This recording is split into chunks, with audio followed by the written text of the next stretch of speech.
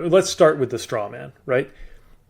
Nobody seriously thinks that just because America is a nation committed to ideals, that if you agree with the Declaration of Independence, then you get to move here and become a citizen. Like he's just making that up so that he can knock it right down.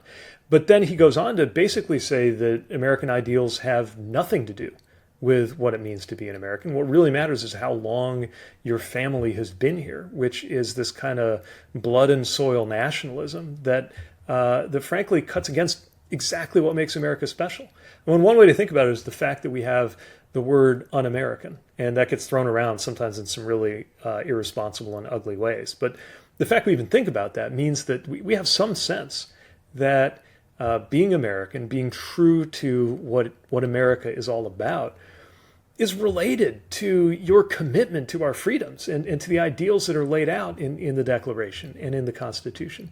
That matters in a way that I don't think you could be un-French or un-Japanese for a parallel reason. It's a huge part of what's special about America. It's a huge part of why America won the Cold War, is because our ideals, as well as our everyday life, were better. We've got to lay out a way of being American and belonging here that doesn't depend on whether your ancestors fought in the Civil War. Maybe they did, and maybe they didn't. Great. Although, look, some of those ancestors were fighting against America in the Civil War. So instead of making it about that, let's recognize that everyone who is here is part of the same national project. And it's the experiment in self-governance that Lincoln talked about.